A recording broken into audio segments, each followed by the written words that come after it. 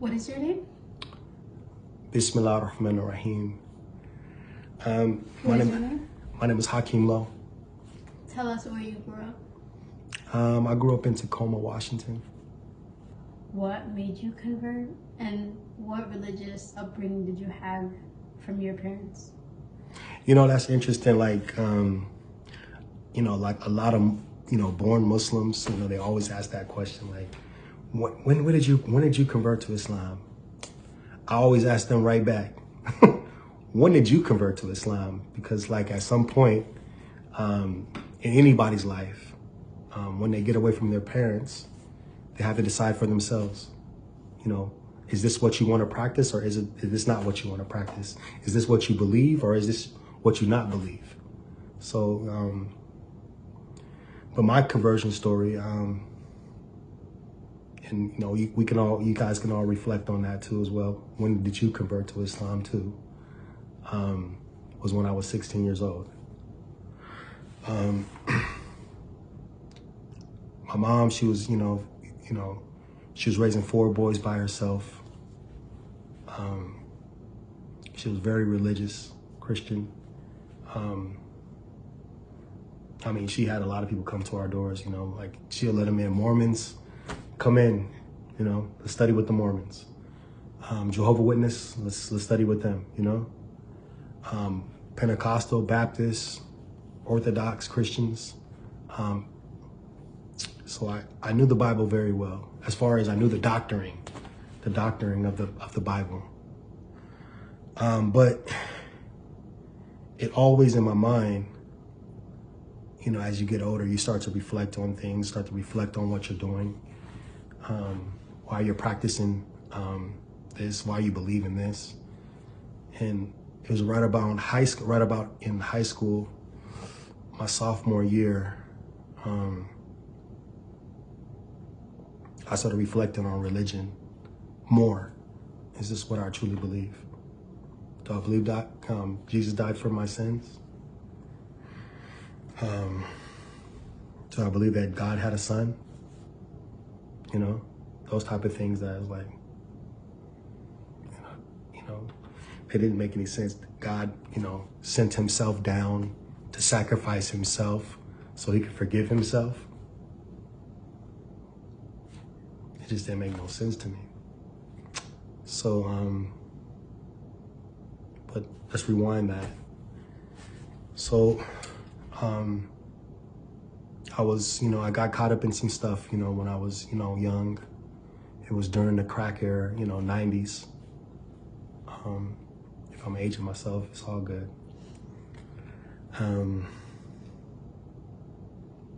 Started selling dope. Because for some reason I didn't want, I didn't feel comfortable, coming to my mother asking for shoes, or, she's raising 4 boys by herself. I was the second oldest. I didn't, she seemed like she was having hardship and, just giving us the basics. So I didn't want to ask her for extras. And, it was just seemed like it was, for some reason, where I was living at the time, it was just, all around me, drugs, seeing people on drugs. And myself, I'm not a person that gravitates towards doing, drinking alcohol, smoking weed, or anything like that of that nature. So I was just saying, like, I want to sell it. There's this young kid at my school. I think he was like 1 year younger than me, but he was always coming to school fresh, always coming to school dressed dope. And I used to like, this is the time where, I was like changing. I was changing like 3 or 4 shirts, to get, get through high school, basketball star, but, not fly. Girls liked me, but I wasn't dressing fly, and I wanted to dress fly. And I wanted a car, basic stuff that I thought, that I didn't, no way I would ask my mom for that. So I just, I came up to him. I was like, man, what you doing, man? What you doing out here? He was like, man, I'm selling dope. I'm doing this. And I came to him. I was like, hook me up. So he hooked me up. He gave me what now I know of it to be like $60 worth of crack. I had a girl, she drove me down to, the downtown area where I was at, sold it, made $80. So I chopped them down more.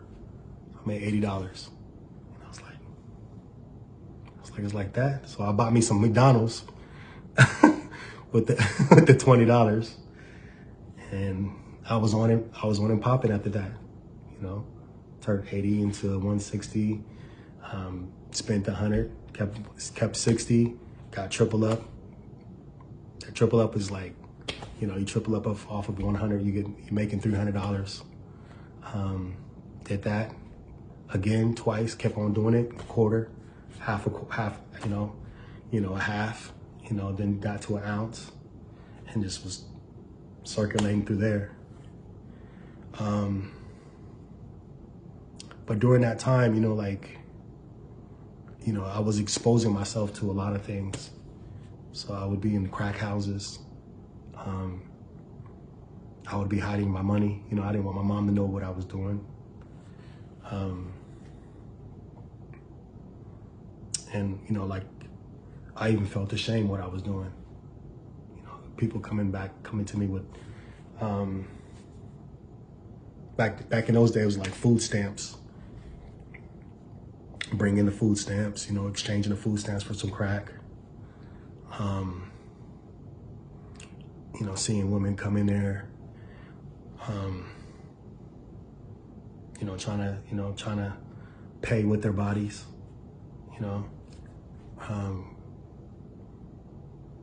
seeing men that, had once had pride in themselves, seeing women that once had pride in themselves,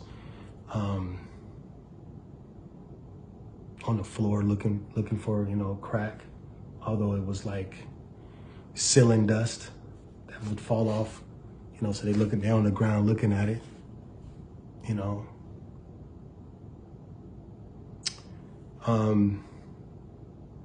so like, but that didn't stop me.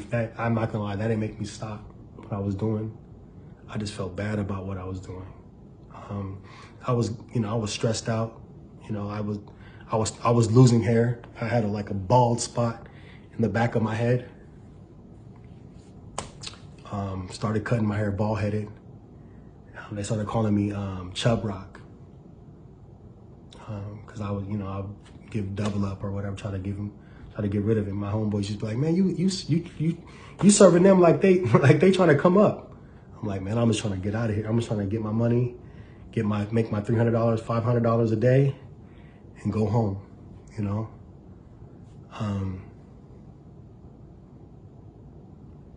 It was one particular time where I was just like, in the house, in a dope man's house. I took over it.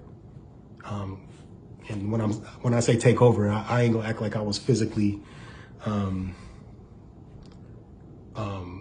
imposing people off taking their houses. I was just, hey man, you a crack fiend? You got a house? Okay, I'm gonna pay some of your rent. I'm gonna pay your rent, make sure your rent's paid, and I'm gonna plug you in. I'm gonna make sure that you smoked out.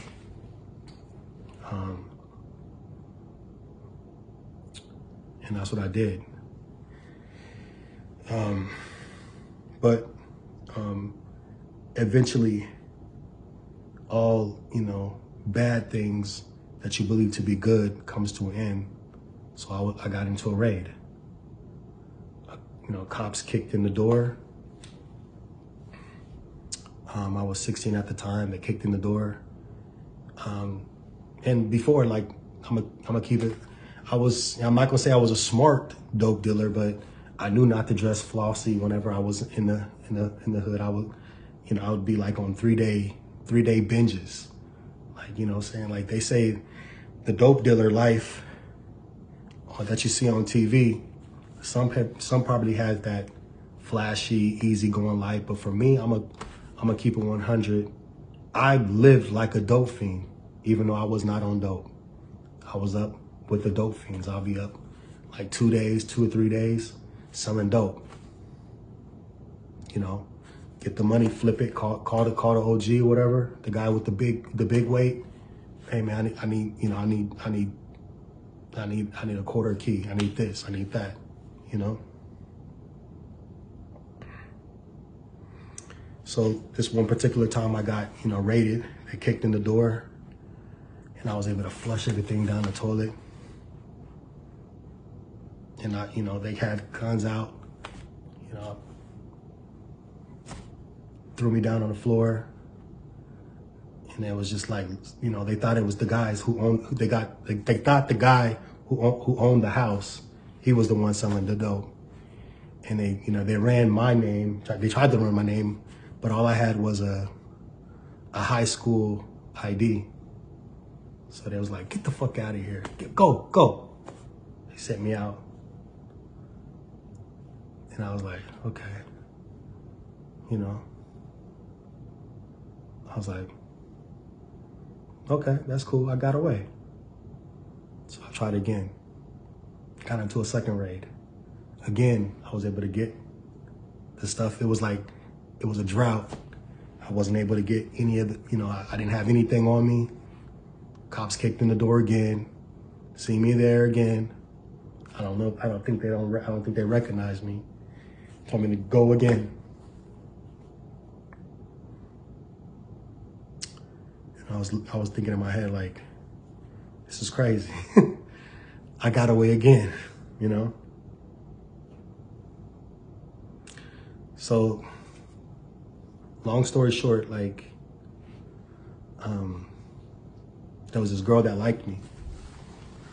She was like, they was like, she was like, Hakeem, man, you gotta come to I'm about to have a party. Come to my party, It's a slumber party. She was like she's like one of, mixed girl, beautiful girl. Back in the day, I thought she was pretty. But she was like, her parents was like very liberal. So she'll let, boys and girls come to her house and spend a night. That was crazy, right? Her family was very liberal. So she was like, come through. I was like, okay, I'm coming through. She beat me. I called her. I was like, okay, I'm coming through her house. So I come to the house and she had this fat, nice house. And as soon as I get up in there, like I knock on the door, her brother who's a chaperone, he's chaperoning the house. And guess what? He's Muslim. Now, I'm not going to tell you my name, but I have a Muslim name that my father gave me.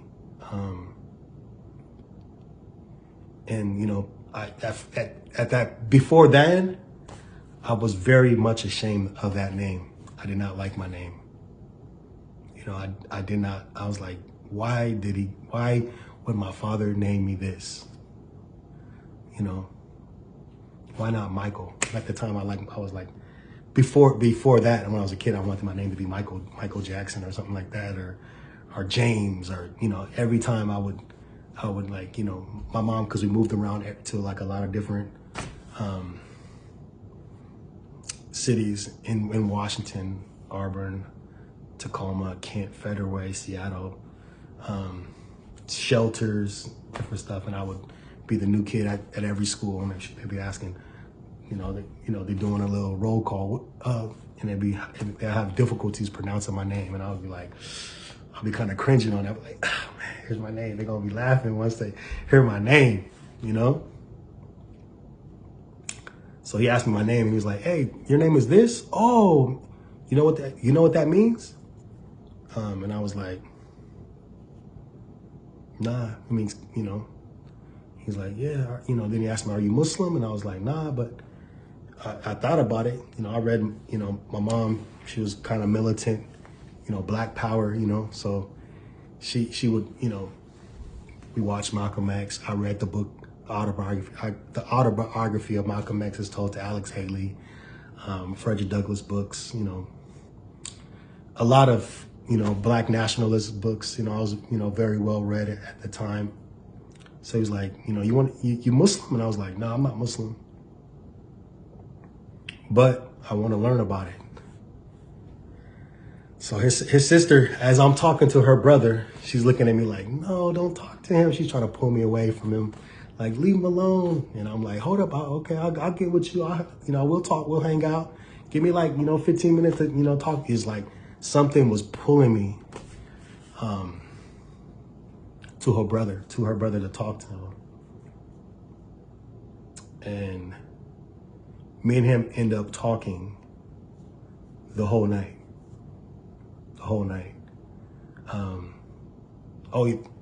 Another drop story of that too as well is like, the reason I was trying to meet my friend, because I told you about the 2 raids, right?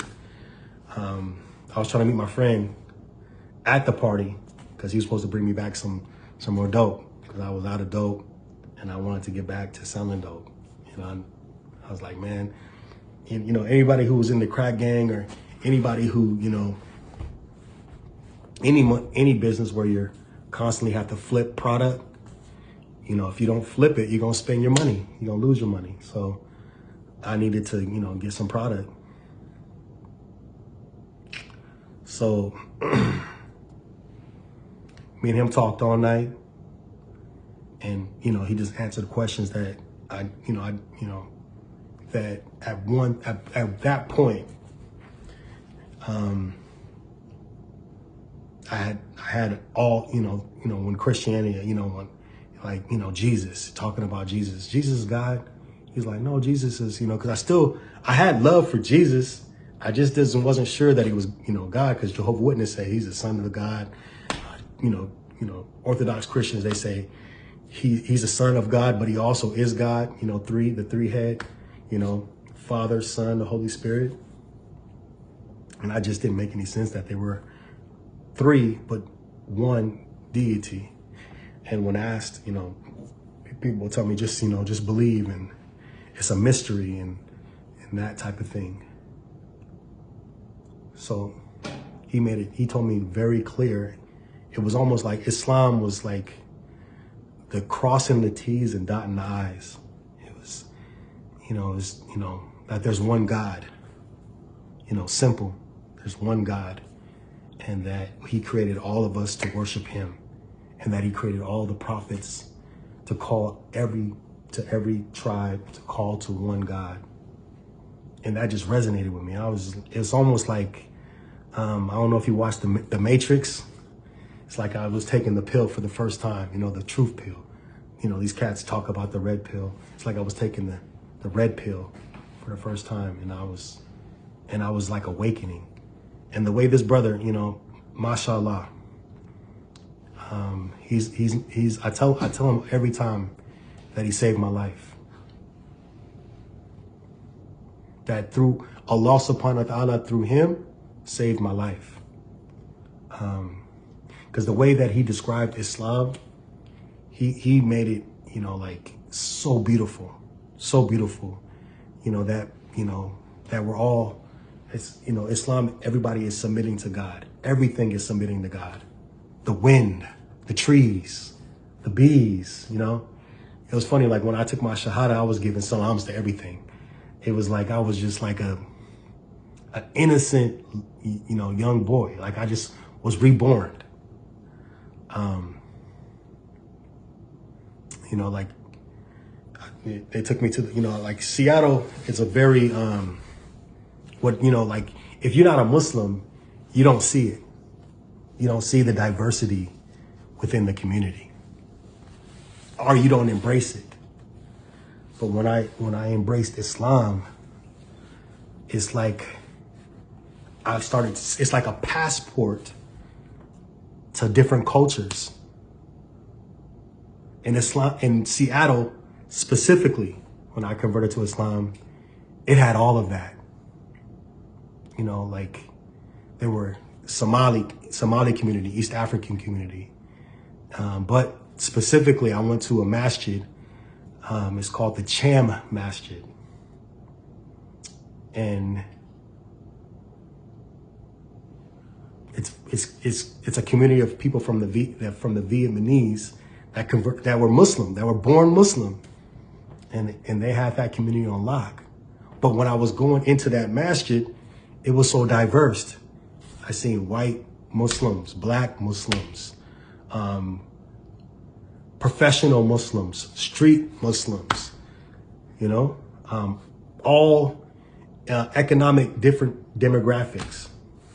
And, you know, as a 16-year-old, I was just, for some reason, Allah was just letting me see all of that. And then when I was walking in, as soon as I was walking into the masjid, I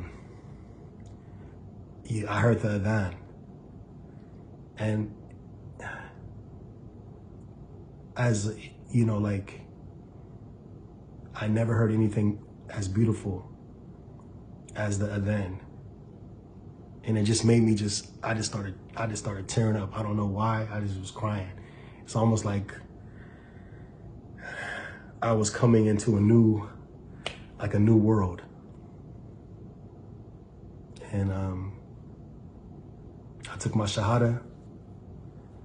I'm not gonna say after taking my shahada, I had an easy life.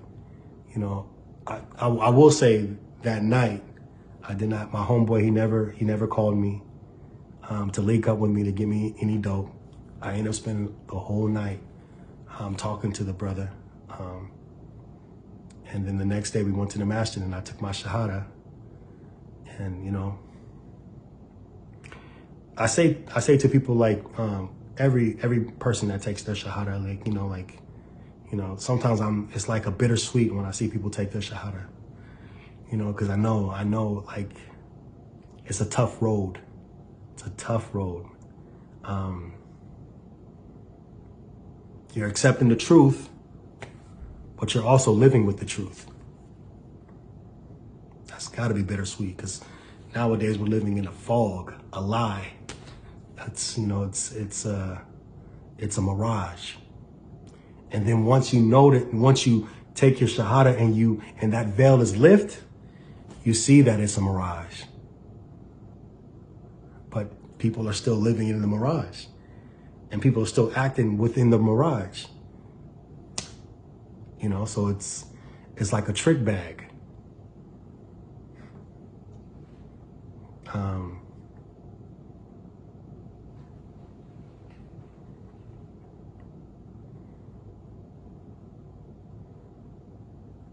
Yeah, like when I converted, you know, I immediately, you know, went to my mom's house.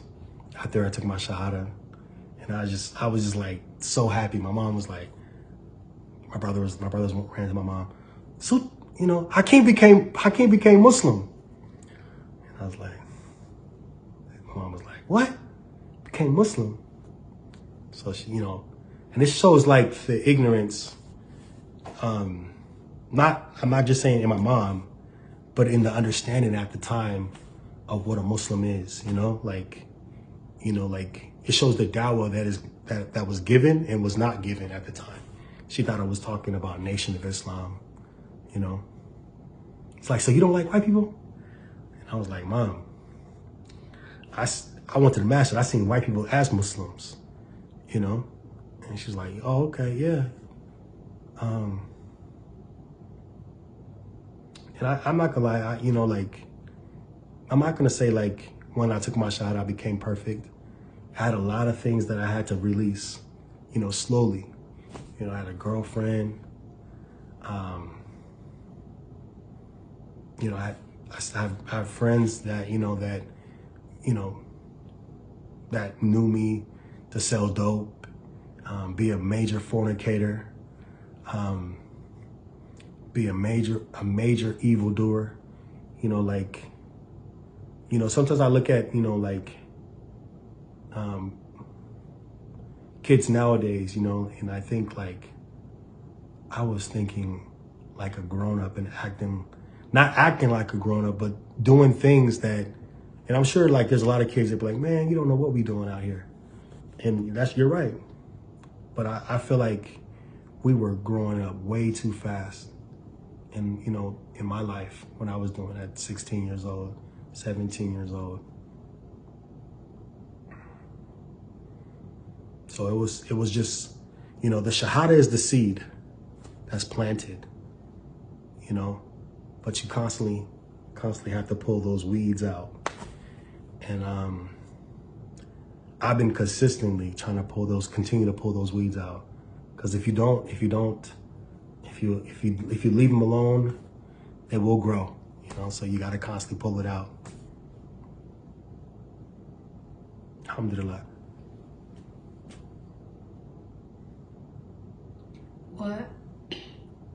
What brought you to Islam? What did you not find in Christianity that you found in Islam? And when you did convert to Islam, was there any religious difficulty that you couldn't keep up with, or was it hard, or you didn't understand? So like, you know, I've been Muslim for a long time now.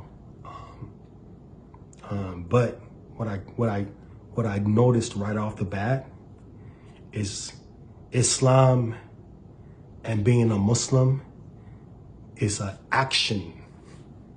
And it's like, there's things within Islam that calls you out on your behavior openly, you know, and I'm gonna tell you, the people that I was around, the brothers that I was around, it's just like I was saying, like who you hang around with and who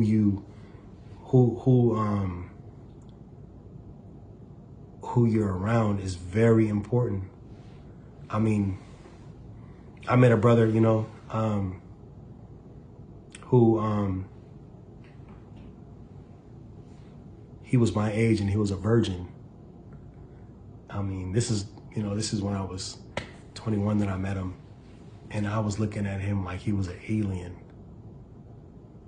You know, he was a Black American from Oakland, and he was a virgin.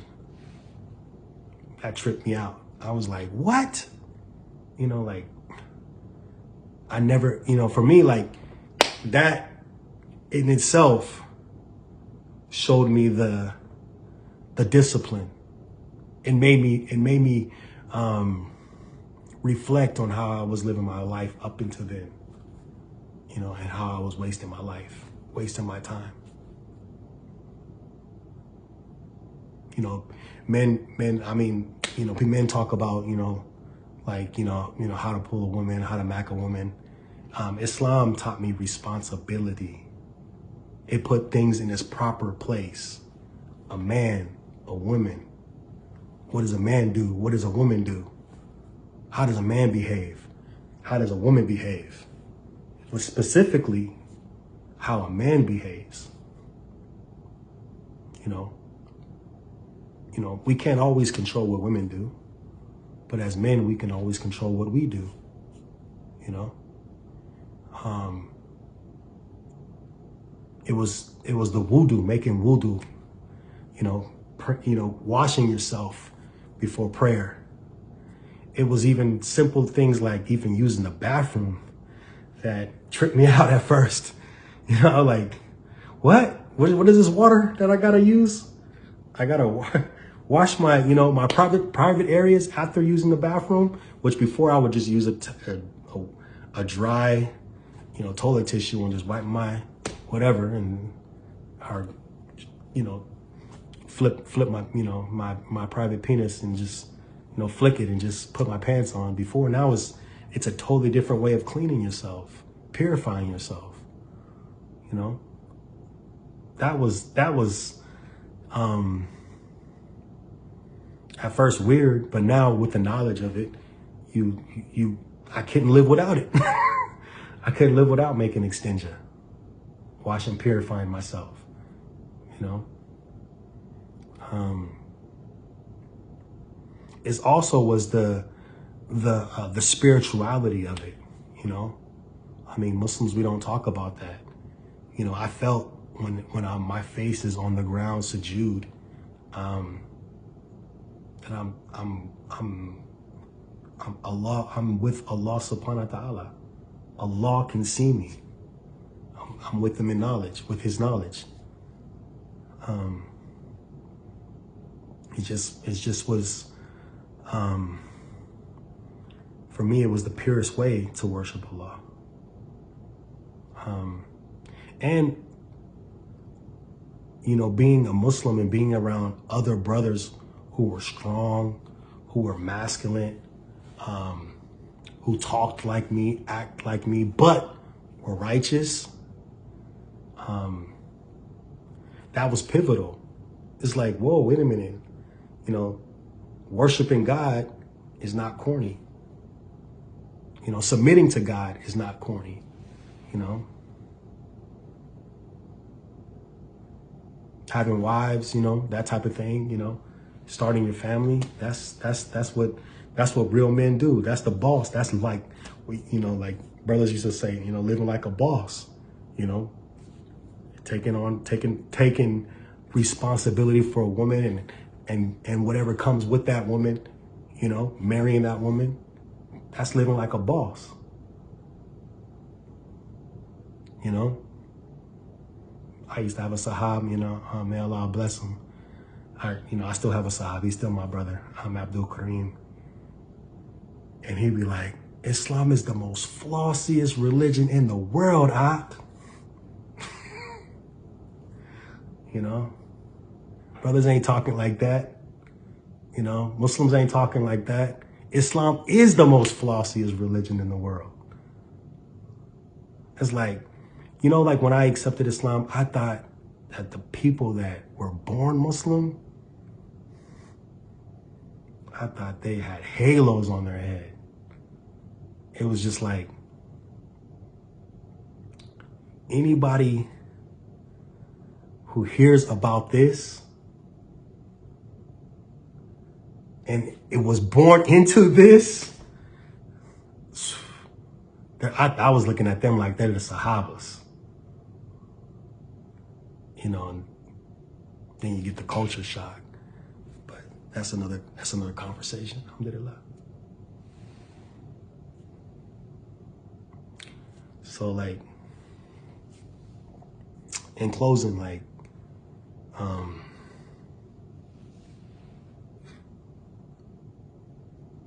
Islam has definitely saved my life, protected my life, guided my life. And it also, you know, has lift burdens off your shoulders. Qadr of Allah masha fa'ala. Just with that word, just with that phrase, that it was already written. It's the qadr. It's Allah's will. That you're not the one that has the most, that has the power. It's up to Allah subhanahu wa ta'ala. That alone gives you relief.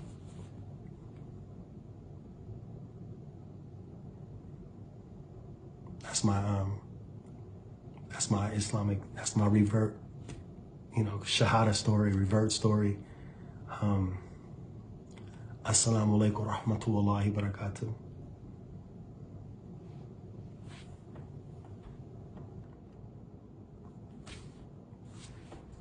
What is your name?